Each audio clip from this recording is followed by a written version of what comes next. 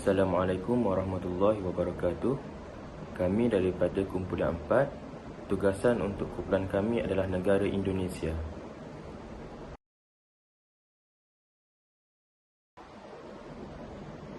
Nama Indonesia pertama kali muncul di tahun 1850. George Samuel Winsor Earl mengusulkan dua nama bagi negara tersebut, iaitu yang pertama adalah Indonesia dan yang kedua adalah Malayunesia. Bendera Indonesia lebih dikenali sebagai Sang Saka Merah Putih, Sang Merah Putih, Merah Putih atau Sang Dwi Warna berbentuk segi empat sama. Kita dapat melihat dari gambar tersebut bahawa penduduk di Indonesia sentiasa meningkat dari tahun 2013 sebanyak 248.16 juta orang kepada 275.77 juta orang pada tahun 2022. Indonesia merupakan negara yang terluas di Asia Tenggara. Untuk memudahkan pentadbiran, negara ini dibahagikan kepada 34 provinsi. Tiap-tiap provinsi di Indonesia mempunyai bahasa dan budaya sendiri, walaupun yang berdekatan saling mempunyai persamaan. Dari segi pakaian, warisan budaya yang paling terkenal di seluruh dunia ialah batik. Kita beralih pula kepada data makroekonomi.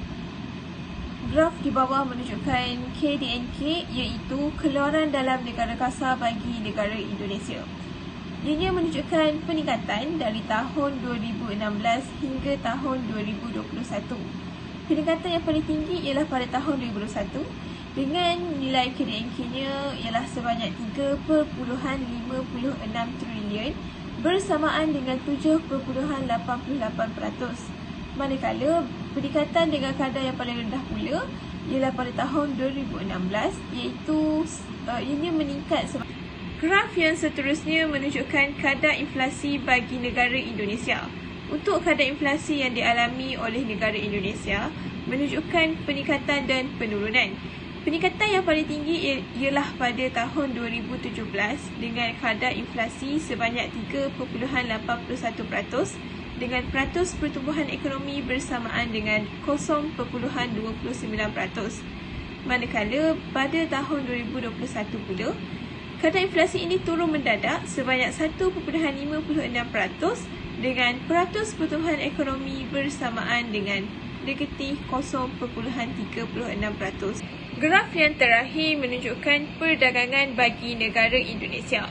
Kadar ekspor dan import di Indonesia bagi 5 tahun tersebut menunjukkan peningkatan dan penurunan yang tidak ketara.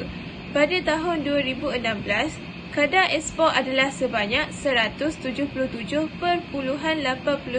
USD bilion, manakala bagi kadar import pula, ianya adalah sebanyak 170.84 USD bilion dengan ekspor bersih bagi tahun itu sebanyak 7.05. Kadar ekspor pada tahun 2017 pula ianya lebih tinggi daripada kadar import, iaitu kadar ekspor bagi tahun 2017 ialah sebanyak 204.92 USD bilion, manakala bagi kadar import pula ialah sebanyak 194.78 USD bilion dengan ekspor bersih sebanyak 10.14.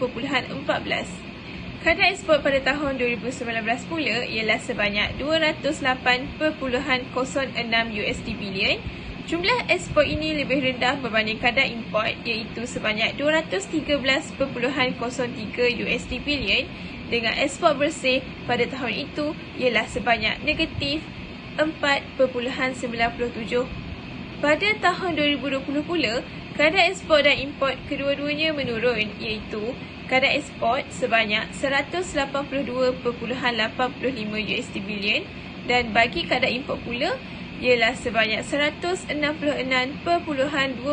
USD bilion dengan ekspor bersih sebanyak 16.59. Chapter yang kedua ialah penggunaan sumber asli. Indonesia merupakan salah satu negara di Asia yang kaya dengan pelbagai sumber asli yang dapat diperolehi. Sumber negara yang banyak dan pelbagai telah memainkan peranan penting dalam pertumbuhan dan pembangunan ekonomi. Negara Indonesia merupakan negara yang mempunyai pelbagai jenis mineral, sumber tenaga tanah yang subur dan ekosistem marin yang meluas, yang menjadikannya harta karun kekayaan alam.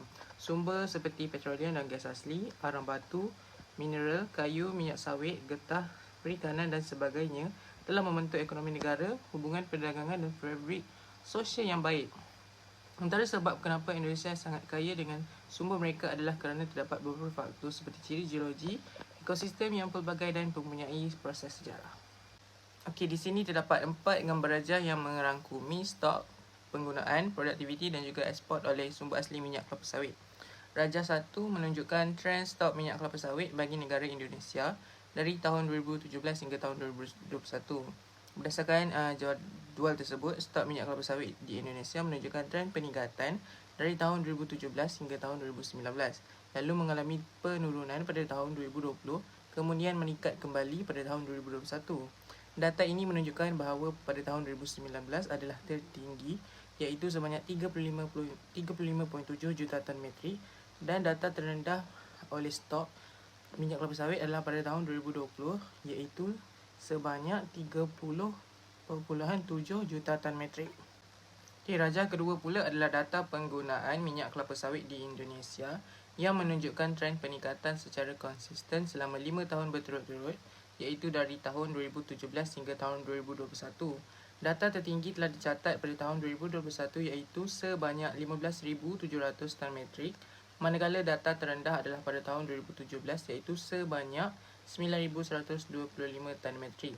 Rajah ketiga pula adalah data pengeluaran minyak kelapa sawit di Indonesia yang menunjukkan trend peningkatan secara konsisten pada tahun 2017 hingga 2019 dan menurun kepada tahun berikutnya, kemudian meningkat kembali pada tahun 2021. Data tertinggi telah dicatat pada tahun 2019 iaitu sebanyak 47.12 juta tan metrik, manakala terendah pada tahun 2017 iaitu 34 juta tan metrik. Rajah yang terakhir iaitu rajah 4 ialah data bagi ekspor minyak kelapa sawit di Indonesia yang menunjukkan trend peningkatan dari tahun 2017 hingga 2019 dan menurun pada 2 tahun berikutnya, iaitu pada tahun 2020 dan 2021.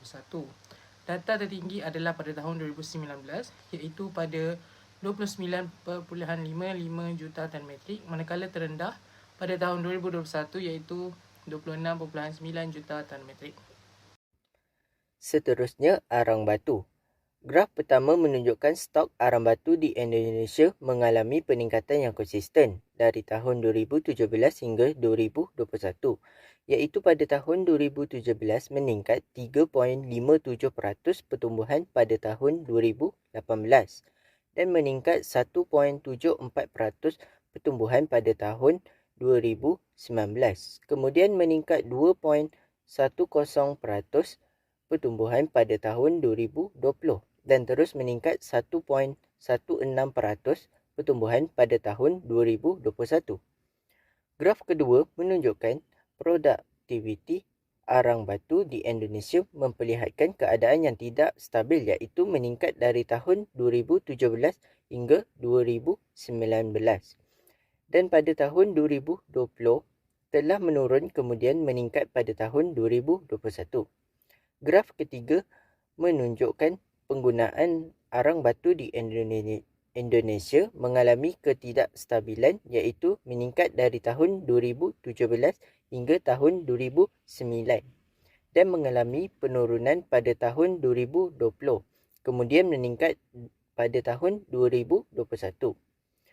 Graf keempat menunjukkan ekspor arang batu memperlihatkan arah aliran ekspor arang batu di Indonesia dari tahun 2017 hingga tahun 2021 adalah tidak stabil, iaitu meningkat, menurun, menurun dan meningkat.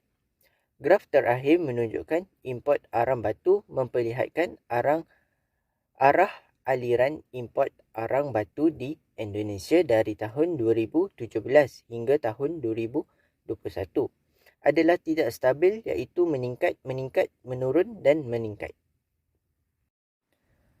Seterusnya, minyak mentah. Graf pertama menunjukkan trend pengeluaran minyak mentah di Indonesia dari tahun 2017 hingga tahun 2021 mengalami penurunan yang berterusan. Pada tahun 2018, pertumbuhan menurun sebanyak 3.61% pada tahun 2019, menurun 2.96% pada tahun 2020, menurun 5.21% dan pada tahun 2021 menurun 7.3%.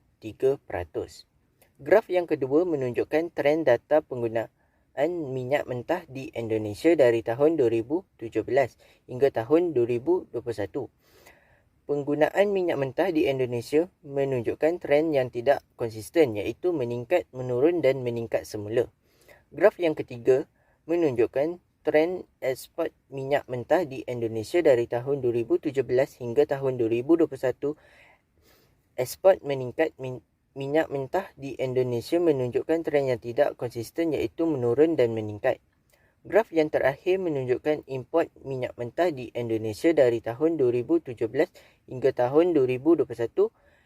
Import minyak mentah di Indonesia menunjukkan trend yang tidak konsisten, iaitu menurun, meningkat dan menurun semula. Assalamualaikum warahmatullahi wabarakatuh. Saya akan menerangkan dua sumber, iaitu sumber perikanan dan juga sumber gas asli. Untuk stok perikanan, tiada data yang dijumpai.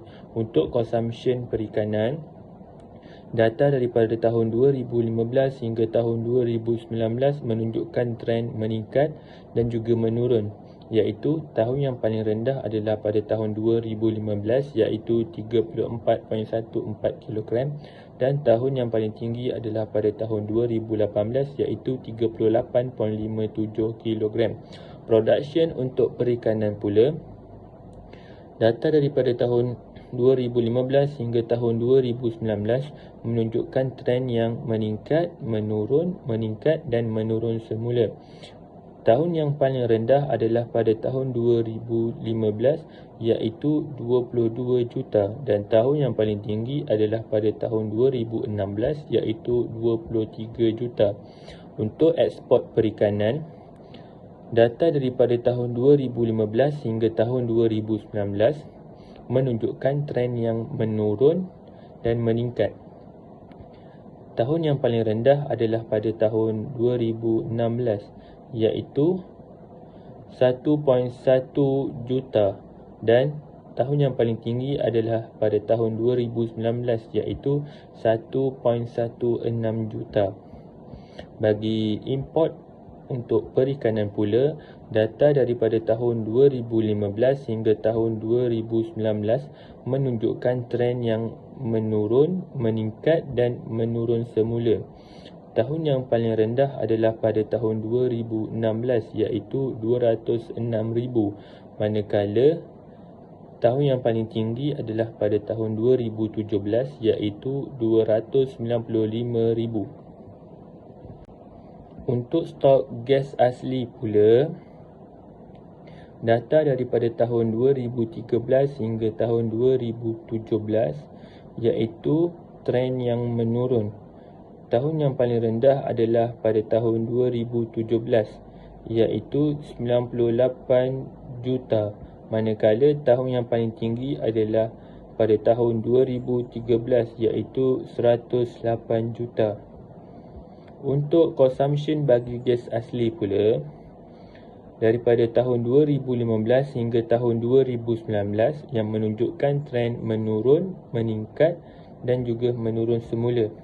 Tahun yang paling rendah adalah pada tahun 2017 iaitu 83.2 bilion kubik meters dan tahun yang paling tinggi adalah pada tahun 2015 iaitu 45.8 bilion kubik meters.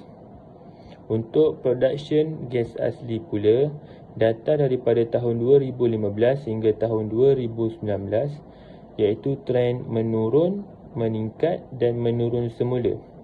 Tahun yang paling tinggi adalah pada tahun 2015 iaitu 76.2 bilion kubik meters dan tahun yang paling rendah adalah pada tahun 2019 iaitu 67.6 bilion kubik meters.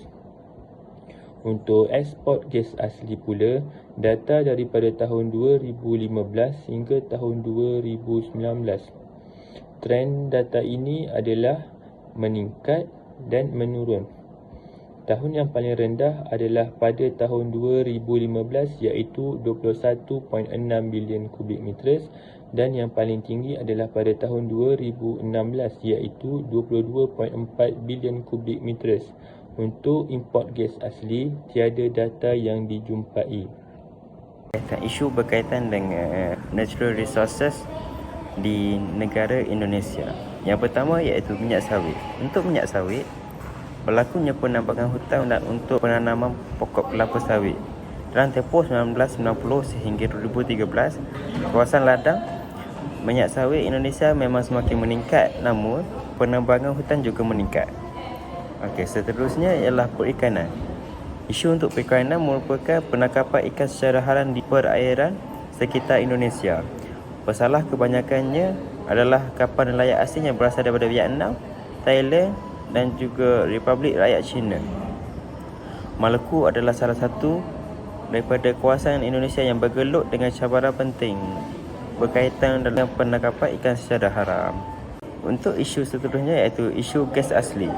Harga pasaran yang tidak menentu merupakan isu yang besar dalam negara Indonesia. Kekurangan isyarat harga yang jelas dengan harga dan kuantiti yang ditetapkan oleh kerajaan yang tidak sesuai dengan pasaran petrol. Di Indonesia tidak ada formula yang diterapkan untuk harga borong petrol. Seterusnya, padang batu. Padang batu memberi kesan negatif kepada rakyat seperti kesesakan lalu lintas. Penduduk yang tinggal berhampiran ruang utama terpaksa menghirup udara daripada asap diesel dan juga habuk setiap hari. Teknologi padang batu yang setengahnya cuai menyebabkan berlaku banyaknya kemalangan dan juga berlakunya kematian. Okey, isu yang seterusnya ialah isu minyak mentah. Minyak mentah iaitu asimetri minyak mentah terhadap output Indonesia. Asimetri ini bermaksud keadaan di mana harga minyak naik atau turun, ia mempengaruhi jumlah wang yang diperoleh negara. Pada saintis mengkaji perkara ini dan mendapati bahawa apabila harga minyak turun, ia boleh menyukarkan negara Indonesia untuk menghasilkan wang. Okey, sekarang ialah langkah-langkah untuk mengatasi masalah berkaitan dengan natural resources, iaitu yang pertama minyak sawit. Minyak sawit dengan melakukan persejalan minyak sawit lestari. Seterusnya mengawal pembesaran ladang kelapa sawit, membuat pemulihan tanah gambut. Seterusnya untuk arang batu, kerajaan boleh mengawal seliaan pengeluaran arang batu. Kerajaan telah memperkenalkan cukai karbon daripada penggunaan arang batu. Kerajaan juga perlu melaksanakan dasar untuk melindungi hutan. Untuk mengatasi masalah berkaitan dengan perikanan, kerajaan perlu memperketat pengawasan dan penegakan hukum terhadap aktiviti perikanan ilegal. Kerajaan juga perlu menubuhkan kawasan konservasi perikanan seperti taman laut. Kerajaan Indonesia juga perlu bekerjasama dengan negara-negara lain dan juga organisasi antarabangsa. Untuk gas asli, pelaburan dalam seutuh gas akan dapat membantu. Seterusnya, kerajaan Indonesia perlu menambah baik dasar pelaburan dan menambah baik iklim pelaburan dalam sektor gas asli. Kerajaan Indonesia juga perlu melancarkan tindakan nasional tenaga bersih. Seterusnya adalah langkah-langkah yang diambil oleh kerajaan bagi minyak mentah. Kerajaan telah membuat peraturan ketat mengenai sektor minyak mentah untuk memastikan pengurusan yang cekap dan juga mampan. Kerajaan juga telah berusaha untuk meningkatkan penggunaan minyak mentah domestik melalui pembangunan industri pemprosesan minyak dan juga petrokimia. Dan last sekali adalah kerajaan Indonesia telah bekerjasama dengan negara lain dan organisasi antarabangsa dalam menguruskan sumber minyak mentah. Mereka merupakan polisi yang terlibat dalam isu yang terjadi. Yang pertama adalah polisi bagi minyak sawit. Pemerintah boleh memperkasakan dan juga melaksanakan undang-undang terhadap kawasan hutan. Yang kedua adalah polisi berkaitan dengan perikanan. Kerajaan boleh menyediakan insentif ekonomi kepada nelayan melalui subsidi akses pasaran yang lebih baik. Bagi arang batu pula, kerajaan boleh mengeluarkan peraturan yang ketat mengenai pengangkutan arang batu di atas jalan raya. Bagi gas asli, kerajaan Indonesia telah melaksanakan dasar untuk menambah baik infrastruktur gas asli termasuk pembinaan saluran paip gas asli. Dan yang terakhir adalah bagi minyak mentah, dasar tenaga di mana kerajaan boleh melaksanakan dasar tenaga yang memberi tumpuan kepada mempelbagaikan sumber tenaga. Seterusnya adalah Sustainable Land Management SLM atau pengurusan tanah yang mampan yang merujuk kepada penggunaan sumber tanah yang bertanggungjawab dan cekap untuk memenuhi keperluan semasa dan masa depan di samping memelihara alam sekitar, memelihara biodiversiti dan menggalakkan kesejahteraan sosial. Ia melibatkan pelaksanaan amalan strategi yang mengekalkan atau meningkatkan produktiviti, daya tahan integriti ekologi ekosistem tanah. Oleh itu, konsep Sustainable Land Management SLM adalah konsep keseimbangan ekosistem untuk pengurusan tanah lestari, merujuk kepada idea untuk mengekalkan keseimbangan dan keharmonian dalam ekosistem sambil menguruskan sumber tanah secara berkesan dengan cara yang mampan. Ia menunjukkan hubungan antara pelbagai komponen dalam ekosistem dan bertujuan untuk memastikan daya maju dan fungsi jangka masa panjangnya. Terdapat beberapa cara dalam pengurusan tanah secara mampan. Antaranya adalah teknologi pengurusan tanah yang merupakan teknologi pengurusan tanah di Indonesia, merangkumi pelbagai alat dan sistem yang digunakan untuk menyokong pengurusan, perancangan dan penggunaan sumber tanah yang berkesan di negara ini. Antara alat dan sistem yang digunakan adalah Sistem Maklumat Geografi (GIS). Teknologi GIS digunakan secara meluas di Indonesia untuk tujuan pengurusan tanah. Ia membantu dalam pemetaan dan menganalisis penutup tanah, corak penggunaan tanah, pemilikan tanah dan data spatial yang berkaitan dengan sumber semula jadi. Kedua adalah perancangan guna tanah dan alat zon. Aplikasi perisian untuk perancangan dan zon guna tanah digunakan untuk menilai kesesuaian tanah, menganalisis data spatial dan membangunkan rancangan guna tanah. Alat ini membantu mengimbangi pembangunan ekonomi, pemeliharaan alam sekitar dan pertimbangan sosial dalam proses membuat keputusan pengurusan tanah. Akhir sekali, penderiaan jauh dan imej satelit. Teknologi penderiaan jauh termasuk imej satelit dan tinjauan udara digunakan di Indonesia untuk memantau perubahan penutup tanah, penebangan hutan, kebakaran hutan dan fenomena lain yang berkaitan dengan tanah. Seterusnya, cara lain dalam pengurusan tanah secara mampan adalah perancangan wilayah.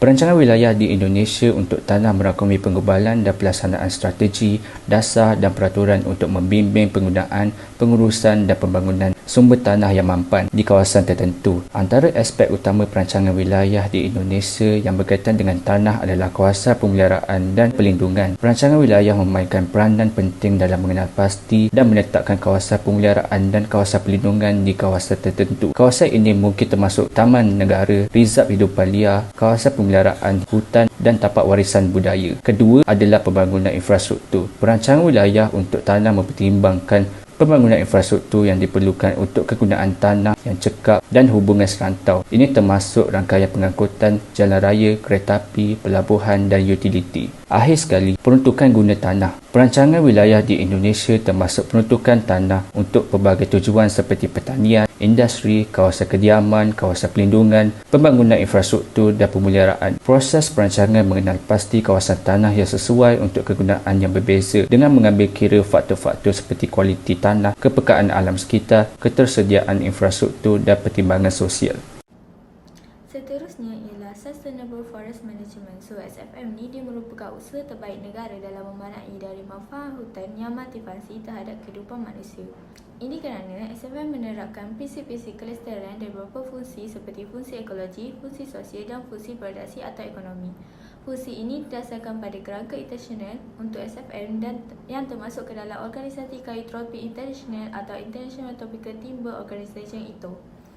Menurut itu, Sustainable Forest Management merupakan proses pengelolaan lahan hutan untuk mencapai satu atau lebih tujuan pengelolaan yang secara jelas ditetapkan yang menyangkut produksi berkesinambungan dari hasil hutan yang diinginkan dan jasa tanpa dampak yang tidak diinginkan baik terhadap lingkungan maupun sosial atau pengurangan nilai yang terkandung di dalamnya dan potensinya pada masa akan datang. Bab poin 1.2 menerangkan tentang manfaat hutan. So, hutan ni dia menyimpan banyak manfaat dari segi ekonomi, ekologi dan sosial budaya. Fungsi hutan juga sebagai paru-paru dunia dan sebagai sistem penjaga kehidupan. Oleh itu, kelestarian hutan patut dijaga dan dipertahankan. Manfaat hutan dari segi ekonomi ialah penyediaan bahan buku. So, selain kayu, hutan juga menyediakan pelbagai bahan buku yang digunakan dalam industri lainnya. Misalnya, tumbuhan, ubat-ubatan, bahan kimia, getah, rotan, serat semula jadi dan pelbagai produk lainnya yang berasal daripada hutan. Dari segi sosial budaya pula, pendidikan dan kesedaran lingkungan. Hutan menyediakan lingkungan yang unik dan menarik untuk pendidikan dan kesedaran lingkungan. Mengunjungi hutan dan belajar tentang kepelbagaian agama, ekosistem dan pentingnya konservasi dapat meningkatkan pemahaman masyarakat tentang perlindungan lingkungan dan nilai-nilai kelestarian. Seterusnya ialah manfaat hutan dari segi ekologi iaitu perlindungan habitat. Hutan menyediakan habitat semula jadi bagi pelbagai spesies. So, di dalam hutan, organisma dapat menemukan tempat tinggal, tempat berkembang biak dan sumber makanan yang mencukupi. 4.1.3 menerangkan tentang konsep SLM.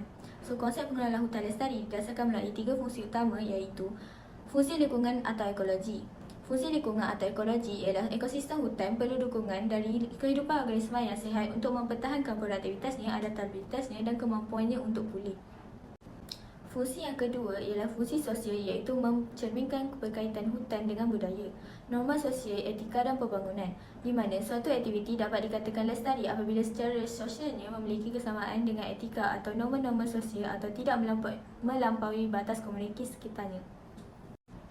Fungsi ketiga ialah fungsi ekonomi iaitu dengan menunjukkan adanya manfaat dari hutan melebihi bayaran yang dikeluarkan oleh unit pengurusan dan modal equity yang dapat diinvestasikan dari satu generasi ke generasi yang lain. 4.1.4 menerangkan tentang cabaran Sustainable Forest Management. So, yang pertama ialah isu pembalakan haram. Aktiviti tidak terkawal ini membawa kepada pengurangan kawasan berhutang, kemusnahan habitat yang kritikal atau tumbuhan dan haiwan serta gangguan keseimbangan semula jadi ekosistem. Sumber yang terhad dan kesukaran dalam penguatkuasaan undang-undang menjadikan semakin mencabar untuk menangani masalah ini. Yang kedua ialah proses penukaran tanah hutan kepada tanah pertanian atau peladangan telah mengakibatkan penipisan hutan. Permintaan yang tinggi pada produk seperti minyak sawit, pulpa kayu dan getah telah memberi kesan besar kepada hutan Indonesia. Penukaran ini telah mengurangkan biodiversiti dan memburukkan lagi perubahan iklim. Yang ketiga ialah kebakaran hutan menimbulkan ancaman besar di Indonesia terutamanya pada musim kemarau. Kebakaran ini boleh menyebabkan kemuratan kepada ekosistem, mengeluarkan asap berbahaya dan menyumbang kepada pelapisan gas rumah hijau. Apa yang boleh disimpulkan daripada kajian ini adalah Indonesia mengalami penurunan dan peningkatan yang tidak konsisten setiap tahun dalam stok, pengeluaran, penggunaan, import dan ekspor sumber asli. Walau bagaimanapun, terdapat satu sumber asli yang mempunyai peningkatan dalam penggunaan, tetapi dalam kadar peratus pertumbuhan yang berkurang secara 4 tahun berturut-turut iaitu penggunaan kelapa sawit. Terdapat banyak cadangan untuk meningkatkan kualiti sumber asli dalam negara kita Malaysia. Antara cadangannya ialah memperkenalkan skim pensijilan minyak sawit lestari untuk memastikan amalan mampan di seluruh industri. Selain itu, Malaysia boleh mengembangkan sektor tenaga yang boleh diperbaharui. Seterusnya, memperkenalkan peraturan dan langkah keselamatan bagi mengurangkan risiko berkaitan pengeluaran, pengangkutan dan penggunaan sumber asli. Bukan itu sahaja, Malaysia melaksanakan sistem kuota di mana pengeluaran dihadkan bagi menjaga sumber asli dalam negara kita. Akhir sekali adalah Malaysia boleh menggunakan pengalaman negara-negara lain dalam membangunkan garis panduan alam sekitar yang ketat apabila berurusan dengan sumber asli. Itu sahaja daripada kumpulan kami. Sekian, terima kasih.